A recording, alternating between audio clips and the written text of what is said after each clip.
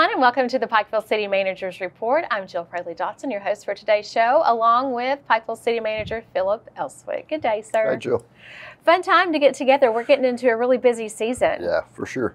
November and December, lots of events going on, lots of projects wrapping up as we get into the winter months. Thankfully. Yes, and one of those projects that we really want to talk in depth about today is our Fiber to the Premise project, which a lot of people who have been around town and driving down the streets have seen trucks putting up new lines and doing lots of things, have experienced some outages here and there, just because we're making sure that's all in place. So let's talk about Fiber to the Premise, how it started, where it's at, and how soon we can expect it to be completed. The Fiber to the Premise project started several years ago now with just the poor service that most of our residents and businesses in town was experiencing with Suddenlink.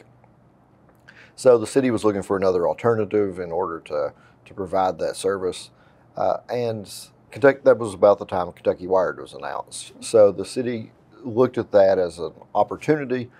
We advertised for proposals a number of times looking for a partner to do this project with us. And we were really not successful in finding the model that we were interested in. And then finally, Intermountain Cable, Gearhart Communications, submitted a proposal they would construct the network and then they would operate the network, and the city would pay for the construction of the network.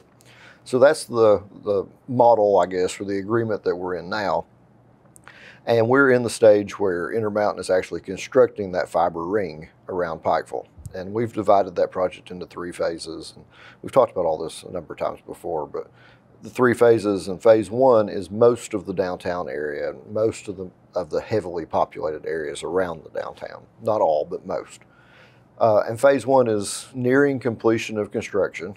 By the end of the year, all that will be done.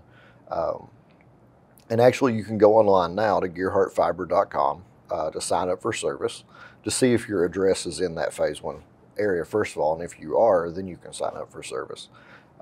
So, you know, if you are not satisfied with your internet service, this is another opportunity. You can get up to gigabit service speed, which is, you know, incredibly fast, which is really good for remote workers, people working from home, you know, uploading, downloading files, that sort of thing. So there's an economic development benefit to this, more so than just a convenience aspect for citizens and businesses. And Gearhart's also going to locate an office within the city, so you'll be able to go in person to see what the service is, pay your bills, those sorts of things. Yeah, the office will be open as soon as the service is available. So around the first of the year, you'll be able to actually have the service, and their office should be open at that time. The customer service center where you can go in, talk to a real person, pay your bill, get help with whatever issue you may be having. And of course, over the next few weeks, up until the end of the year, we'll be updating the project and letting everyone know. So check your newspaper, this show, and other things. It's been in a lot of publications. Like, it was in the Pike County Bowl publication, for instance, with all the details that you need to know about the project.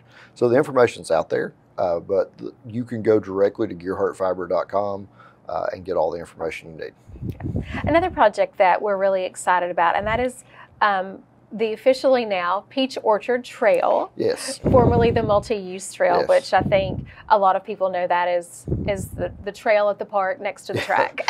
Yeah, the multi-use trail has a whole lot of names. It does. And multi-use was a little generic. So the commission asked us to name those trails. And PJ Collins, our director of outdoor recreation, was responsible for that. And, you know, we've talked in the past about we're constructing kind of a whole trail system. So as we bring more trails online, we'll be naming those as well. But that mountain is Peach Orchard Mountain, and the Cut Through project 40 years ago cut through Peach Orchard Mountain. So that's where the name came from. And you know, we've been using that. It's gotten a lot of positive feedback. So that's the new name for our multi-use trail. And it's going to undergo a little bit of refacing. It is. Yeah, the trail's been there a long time. And there's some drainage issues on it where we have water running across the road, causing some rutting, erosion issues, things like that.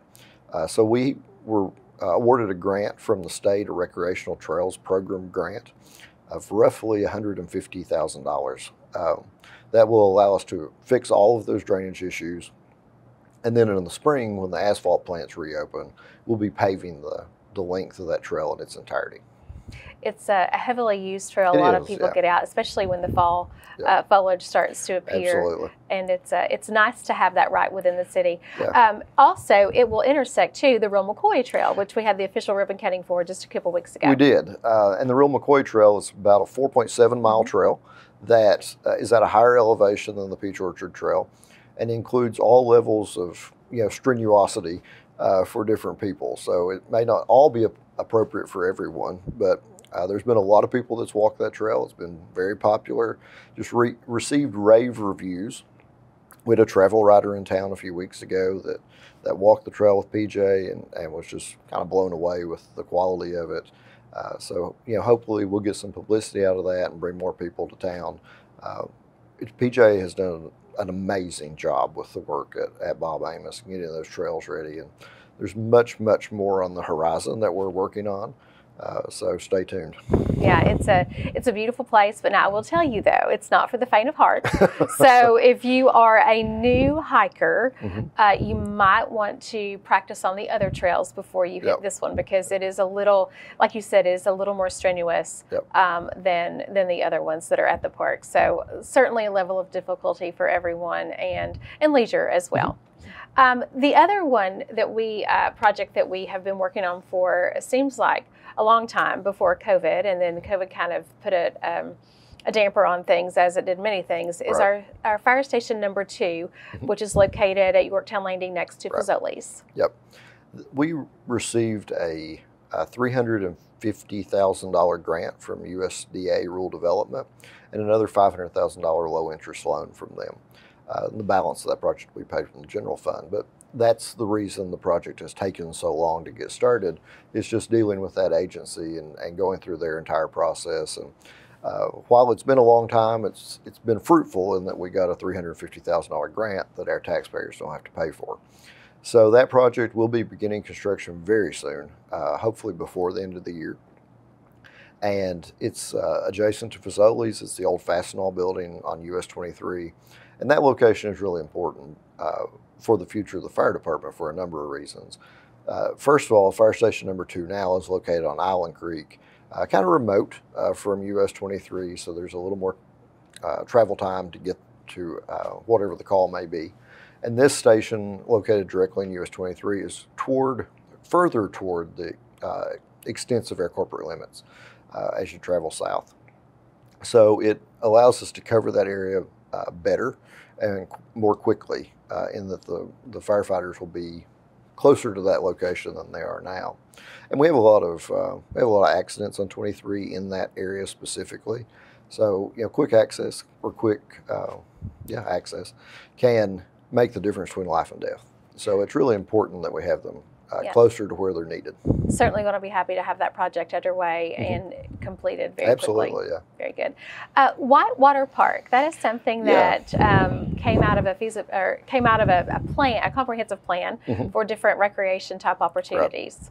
Right. Yeah, that was developed in our comprehensive plan, and then it showed up again in our tourism feasibility plan with the Breaks Park. So that's something that we've been exploring, and we executed a contract with a engineering firm from Colorado. The owner of the firm is a Olympian gold medalist in kayaking, so he's very skilled in what he's doing. But he was in town a couple of weeks ago to look at the river, different locations where we could possibly place this kayak park. So it's for a number of things. It can be for competition, but it can also be for training. And it's important to the Breaks because the whitewater rapids there are very dangerous, not for the faint of heart, to be training for that activity. So the goal is to develop this training facility in Pikeville, and then those people that are trained here can go to the Breaks to experience their rapids in a much safer manner.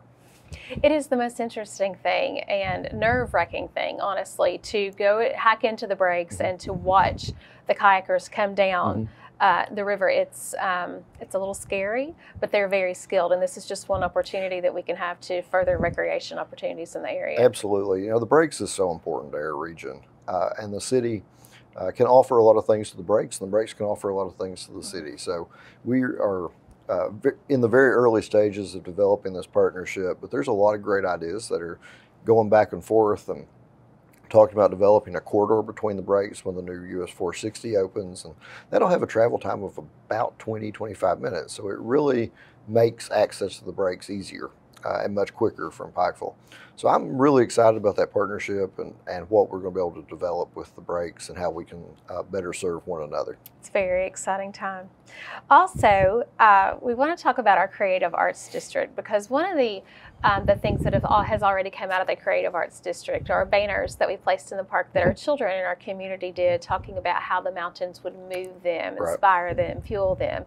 Now we are starting to see banners by adults that are a little larger, a little more extensive, but just as beautiful as what our children did, that are going to be along Hamley Boulevard in downtown. Yeah, the Creative Arts District is really taking shape and developing very nicely. And the banners in the park were very successful with the kids. And these for the adults, I've not seen all of them, but I've seen a number of them. And we have some amazingly talented people in Eastern Kentucky. And those will, actually I saw them being put up today. So those will be on the boulevard, and be sure to take a look at those because they're really, really nice. It's amazing because when you give someone a prompt, you never know, especially in an artistic mind, what they're going to come up with. And these banners, I think there's 9 or 10, are all different sorts of thoughts and ideas, but all executed beautifully. So take the time to look at those and show your appreciation. And this is just another opportunity that we have to promote our Creative Arts District downtown. So look for more things coming within that district, more activities, more paintings, more murals, those sorts of things will come along soon. We have become a banner community really to honor our children, obviously our dads, but also our veterans. Unfortunately, we had to cancel our Veterans Day celebration because of rain and the hurricane in Florida, but for the second year, I believe, we were able to put up veterans banners downtown. Yeah, they're just incredibly thoughtful and nice, and a great way to honor our veterans that have done so much for our country. They are all over the downtown area of local people. There's information about the years of service, what war they were associated with, their photos from their wartime or their military experience. And it's just really nice to see those, and it's a great way to honor those people. This is the second year we've done this, and I'm sure that it'll continue into the future. It will. And I think what I love the most is seeing families out searching for their loved ones or their family members' banners, and they're taking their children and being able to use that as a teachable moment in their lives. So it's really nice to see that. Let's talk a little bit about economic development for just a moment, my favorite topic. We do have a new restaurant in town, Table 99. Went to a ribbon cutting there just a couple of days ago, and I'm excited to have that opportunity. Absolutely. Yeah, we have a few restaurants downtown. We can always use more restaurants downtown. And this one is located in University's new dormitory, the former Hilton Garden Inn. It's operated by Aramark, and as you mentioned, the ribbon cutting, we were there yesterday. It's a really nice area, nice seating. So, if you're out, it's open to the public. So enjoy that. And we're glad to have another restaurant. Also, there's a Starbucks in there. I walk up Starbucks. It's open from Starbucks is open in the morning around 7. Lunch is served from 11 to 9 every day through the week. And they're exploring some weekend hours, but haven't solidified that just yet. But you can also stop in there and get a Starbucks, which I know is really popular, not just for our university students, but also for our working community as well.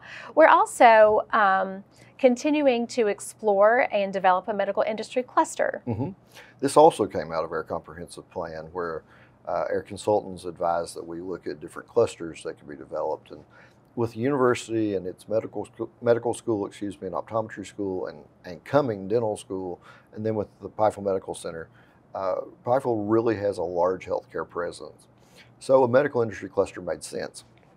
And this cluster is developed to be done in a way that it provides synergistic support for those institutions, for businesses, but also leads to innovation and the future labor force development.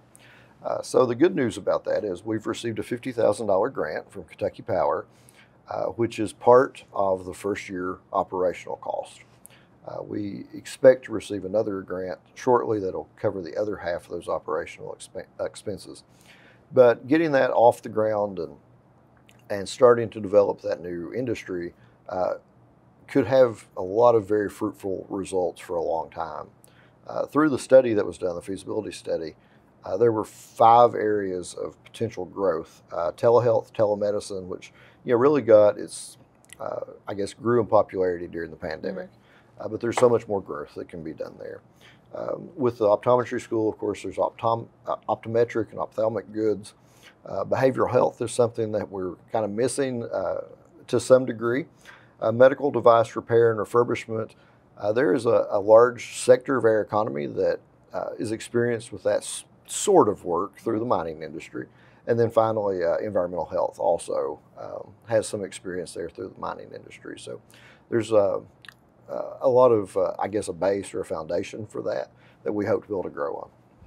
It's been a long time in the making. A lot of conversations have gone into that, so we're looking forward to seeing it get off the ground.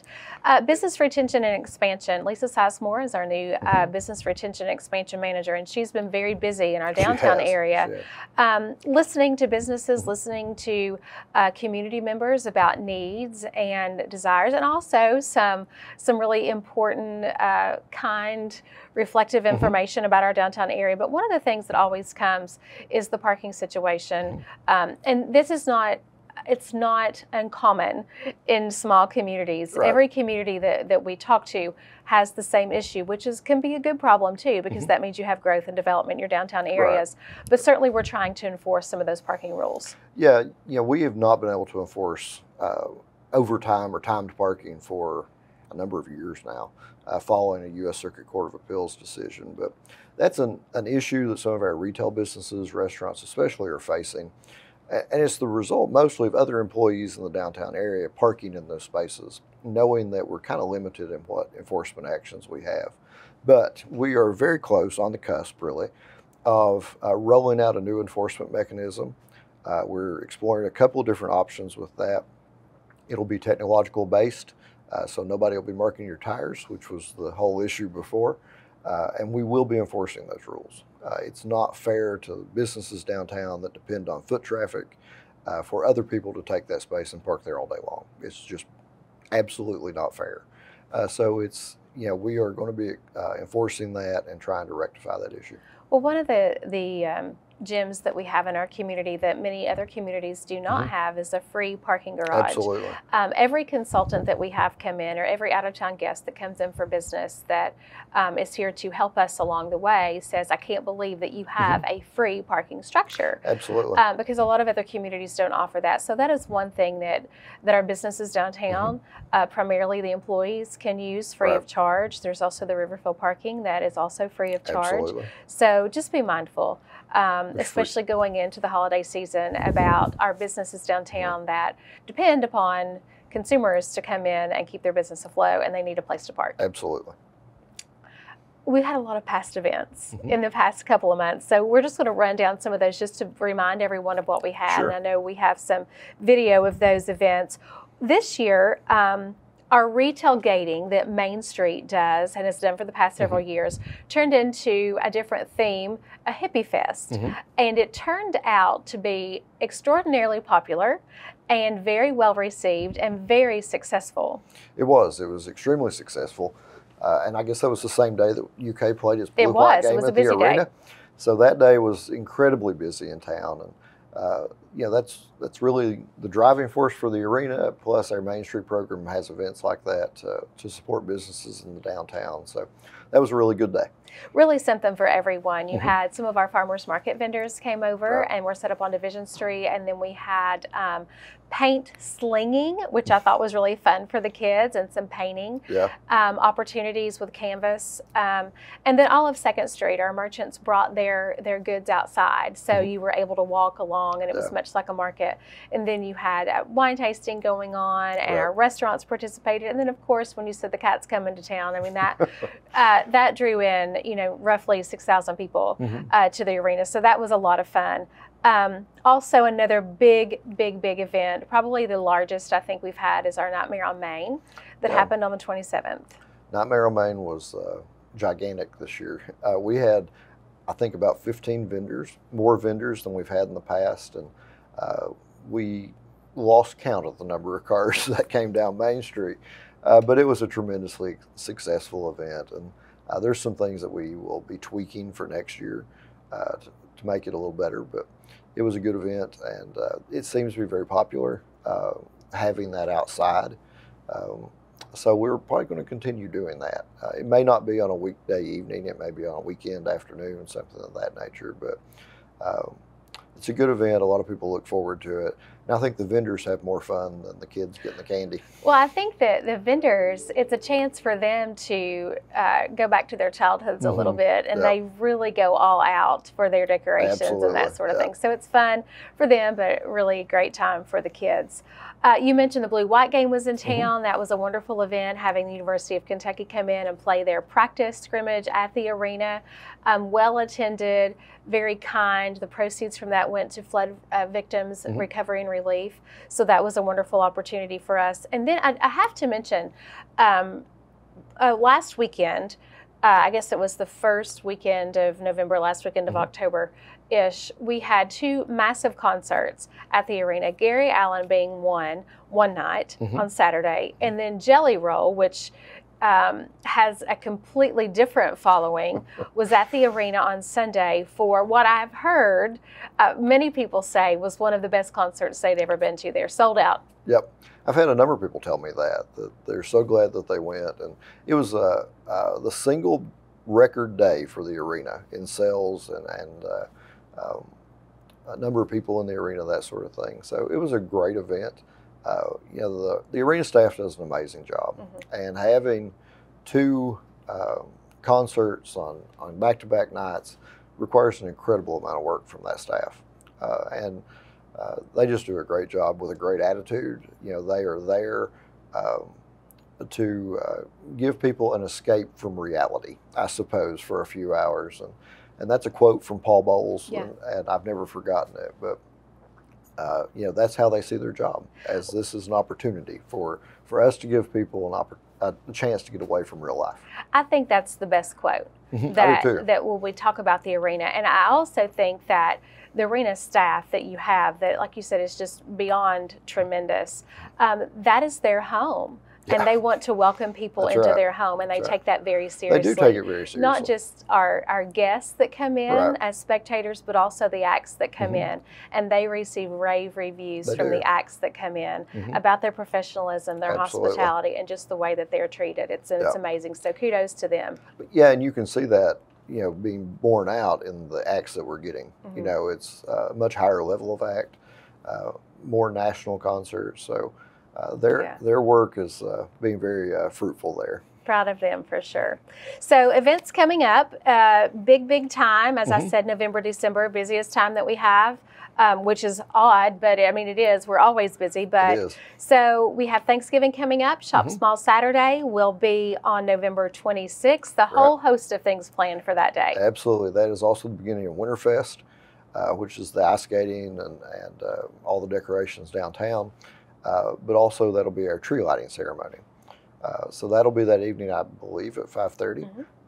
And then on December 2nd, excuse me, we'll have a Christmas parade that evening. Also, another event, Girls Night Out, put on by our Main Street program, which was always very successful. The December one is, I think the first one we did last year, hugely popular. So a lot of good deals and lots of things going on December 9th. And then, of course, the Appalachian Christmas Market is going to be December 2nd through the 4th. Yes. And that'll be in the park, City Park, with the ice skating Winterfest area.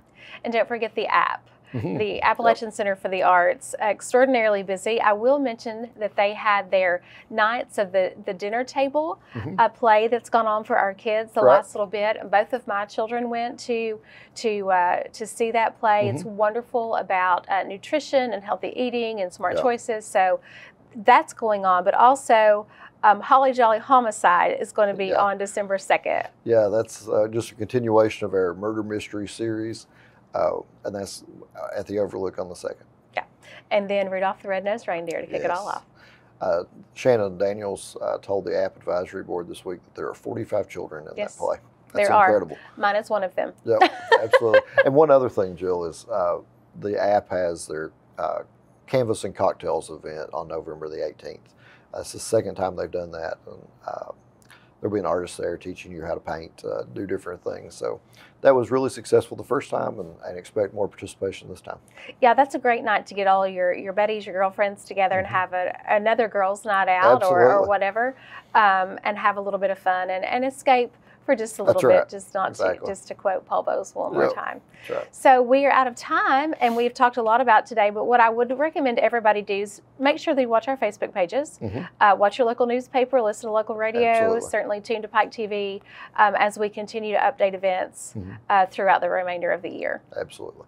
And we invite everybody to our commission meetings the second and fourth Mondays of every month. At 6 p.m. All right.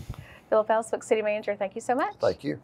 This has been the Pikeville City Manager's Report. Thank you so much for joining us.